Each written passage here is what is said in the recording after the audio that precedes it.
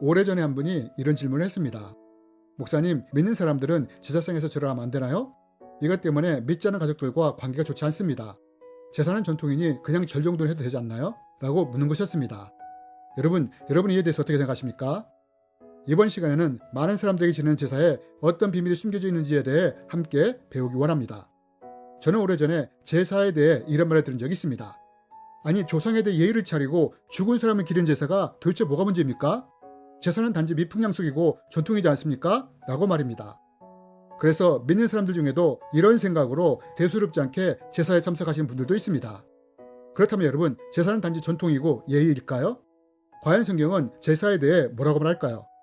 여러분, 사도 바울은 이에 대해 성경을 통해 이렇게 말합니다. 무릇 이방인이 제사하는 것은 귀신에게 하는 것이요 하나님께 제사하는 것이 아니니 나는 너희가 귀신과 교제하는 자가 되기를 원하지 아니하노라. 여러분, 사도 바울이 뭐라고 말합니까? 제사는 하나님께 하는 것이 아니라 귀신에게 하는 것이라고 말합니다. 또한 사도 바울은 제사를 통해 귀신과 교제하는 자가 되지 말라고 말합니다. 이것이 바로 사도 바울이 우리에게 주는 제사에 대한 가르침입니다.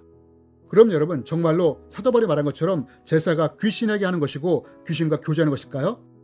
이제부터는 제가 직접 경험한 사건을 통해서 제사에 어떤 비밀이 숨겨져 있는지에 대해 함께 나누기 원합니다.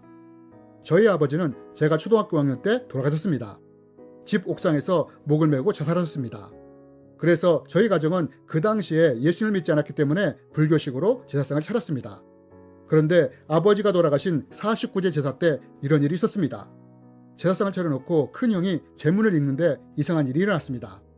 옆에 계시던 어머니의 목소리가 갑자기 바뀌면서 내가 니들 애비다 라고 하는 것이었습니다. 그때 큰형, 작은형, 저와 여동생이 함께 있었는데 깜짝 놀랐습니다. 목소리뿐만 아니라 살아계실 당시 아버지 행동도 그대로 하는 것이었습니다. 큰형과 둘째형은 이런 모습이 이상했던지 확인차 이런 질문을 했습니다. 큰형이 아버지와 자기만 알고 있는 것을 물은 것이었습니다. 그러자 아버지 홀령은 이것을 정확히 맞췄습니다. 둘째 형도 동일하게 자기와 아버지만 알고 있는 것을 묻자 또 아버지 홀령은 이것을 정확히 맞히는 것이었습니다. 이때부터 우리 가족은 죽은 아버지가 홀령이 되어 제사밥을 얻어먹으려고 저승에서 왔다고 믿게 되었습니다. 그리고 이후부터 제삿날과 명절날에 제사상이 차려지면 어김없이 아버지 홀령이 찾아왔습니다. 그렇다면 여러분, 이때 정말 죽은 아버지가 홀령이 되어 찾아온 걸까요? 여러분, 그렇지 않다는 것입니다. 사실 이 존재는 죽은 아버지가 아니라 귀신이 아버지 흉내를 낸 것입니다. 그러나 당시 우리는 이것을 몰랐습니다. 그래서 우리는 이 아버지 홀령을 정성껏 모시고 섬겼습니다. 그러면서 이후부터 제사를 기다리게 되었습니다. 왜요? 제사 때마다 아버지 홀령이 와서 우리에게 점을 쳐줬기 때문입니다. 이런 이유로 저는 늘 제삿날을 기다렸습니다. 왜냐하면 제삿날이 되면 맛있는 음식도 먹을 수 있었고 내가 궁금한 것을 점으로 물어볼 수 있었기 때문입니다. 이것이 몇 년 동안이나 지속되었습니다. 그러다 둘째 형의 죽음과 함께 가족이 교회 다니기 시작했습니다. 그리고 교회를 다닌 지 몇 년 후 고등학교 때 성경을 읽다가 충격을 받았습니다. 왜요? 사도 바울이 제사는 귀신에게 하는 것이고 귀신과 교제하는 것이라고 말했기 때문입니다. 저는 이 말씀을 보면서 이걸 어떻게 알았지? 하며 충격을 받았고 그때 귀신을 섬기며 교제했던 것에 대해 하나님께 회개했습니다. 여러분, 과연 제사가 미풍양속이고 죽은 조상에 대한 예의이고 전통일까요? 물론 외적으로는 그렇게 보일 수 있습니다. 그러나 제사에 숨겨진 비밀은 제사가 바로 귀신을 섬기는 의식이라는 것입니다. 여러분, 저는 오래전에 축사 사역을 하면서 악한 영들이 어떻게 사람을 미혹하는지 보았습니다. 어느 날 축사 사역을 하는데 한 분에게서 악한 영이 드러났습니다. 그래서 예수 그리스도 이름으로 너의 이름이 무엇이냐 물었습니다. 여러분, 예수님도 귀신에게 이렇게 묻지 않습니까? 이렇게 이름을 묻는 이유는 악한 영의 이름을 할 때 보다 쉽게 그 귀신을 제거할 수 있기 때문입니다. 그런데 그때 그 귀신이 뭐라고 한 줄 아십니까? 자기를 최 누구누구라고 말하는 것이었습니다. 그래서 함께 동행했던 분에게 혹시 이 사람이 누구냐고 물었습니다. 그랬더니 그분이 3개월 전에 죽은 자기 친척이라고 말하는 것이었습니다. 그럼 여러분, 이 귀신이 3개월 전에 죽은 최 누구누구일까요? 그렇지 않다는 것입니다. 이것은 단지 귀신이 미혹하기 위해 죽은 사람의 이름을 댄 것입니다. 그래서 제가 다시 예수 그리스도 이름으로 명령하자 뭐라고 말했느냐? 자기를 자살의 영이라고 말했습니다. 여러분, 보통 악한 영은 자기가 하는 일이 그 악한 영의 이름이 됩니다. 악한 영이 죽은 사람의 이름을 댔다면 그것은 그 사람이 죽어서 귀신이 된 것이 아니라 귀신이 우리를 속이기 위해서 이렇게 하는 것입니다. 여기서 우리가 반드시 기억해야 할 것이 있습니다. 그것이 무엇이냐? 그것은 사람이 죽으면 절대 이 땅 가운데 머물지 않는다는 것입니다. 성경은 말합니다. 한 번 죽는 것은 사람에게 정해진 것이요 그 후에는 심판이 있으리니. 여러분, 사람이 죽으면 절대 이 땅에 머물지 않습니다. 그럼 죽은 후에 어떻게 되느냐? 모두 하나님의 심판대로 가게 됩니다. 그리고 거기서 심판을 받고 천국이나 지옥 둘 중 하나로 가게 된다는 것입니다. 그래서 무당이나 점쟁이 혹은 꿈이나 다른 방법을 통해서 죽은 누군가가 나타났다면 그것은 100% 귀신의 미혹인 것입니다.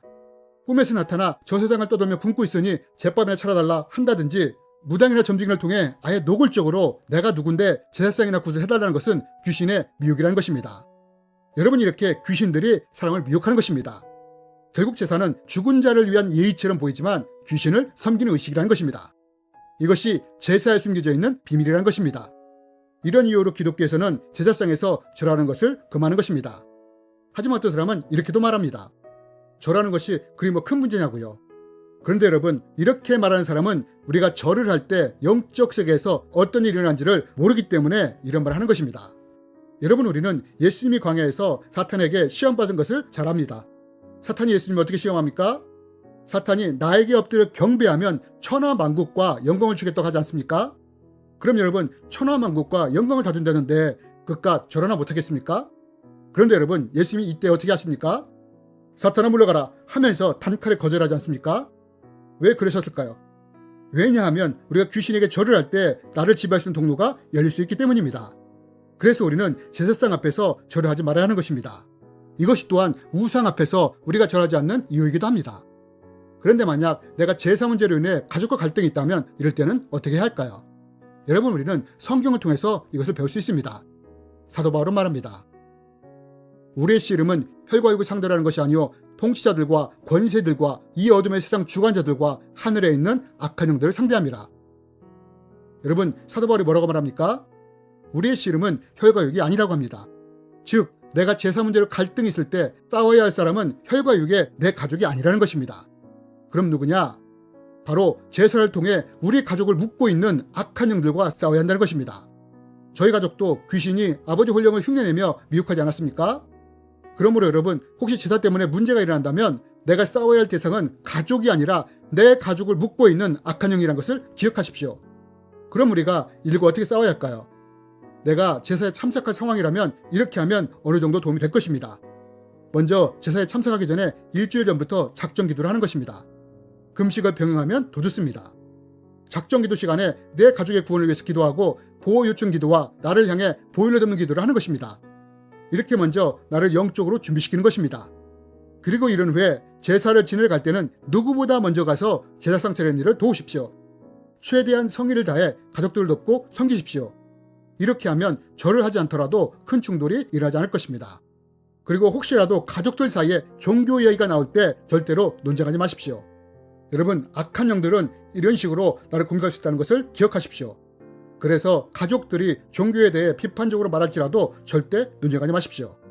만약 기독교를 공격한다면 변명하지 말고 그냥 묵묵히 들으시면 됩니다. 혹시라도 가족 중에 믿는 사람들의 잘못을 들춰낸다면 변명하려 하지 마시고 그냥 대신해서 사과하면 됩니다. 이렇게 하면 논쟁이 일어나지 않습니다. 여러분, 우리의 씨름은 혈과 육이 아니라는 것입니다. 그럼 내가 누구와 어떻게 싸워야 하느냐? 여러분, 사도 바울은 말했습니다. 제사는 귀신들에게 하는 것이요 귀신들과 교제하는 것이라고 했습니다. 여러분, 사도 바울이 말한 대로 우리가 제사상을 차려놓으면 실제로 귀신이 찾아옵니다. 이것은 제가 직접 경험한 것이기도 합니다. 우리가 싸울 대상이 바로 이런 악한 영이라는 것입니다. 그러면 어떻게 이 악한 영과 싸우느냐? 예수 그리스도 이름으로 악한 영들을 대적하는 것입니다. 내가 예수 그리스도 이름으로 명하노니 이 제사성을 통해 우리 가족을 묶고 있는 악한 영들아 묶임을 놓고 떠나가라. 대적하는 것입니다. 기회가 있을 때마다 반복하며 대적하는 것입니다. 그럼 어떤 일이 일어나느냐? 여러분, 이렇게 대적할 때 내 눈에는 아무런 변화가 없는 것처럼 볼 수 있습니다. 하지만 영적 세계에서는 어떤 일이 일어나냐? 예수 이름에 영적 권세가 있기 때문에 악한 영들 사이에 난리가 납니다. 그래서 약한 영들로부터 7길로 도망치기 시작합니다. 그러나 이들 중에는 버티는 놈들도 분명히 있습니다. 어떤 악한 영들이 버텨내느냐? 가족들이 누군가 죽은 자를 섬길 때 그 사람 역할을 하고 있는 귀신은 가족들로부터 영적인 숭배를 받고 있기 때문에 더 버티낼 수 있다는 것입니다. 그러나 우리가 여기서 꼭 기억할 것은 그 어떤 악한 영일지라도 예수 이름의 권세를 이길 사탄의 머리가 없다는 것입니다. 그러므로 내가 제사 때마다 이렇게 반복적으로 대적하면 어떤 일이 일어나냐?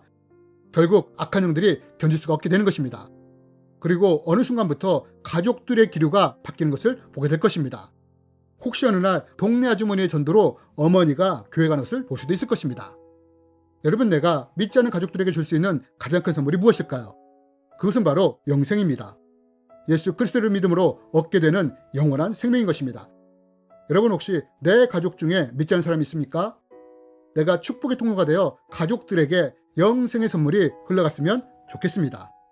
주님의 이름으로 여러분을 축복합니다.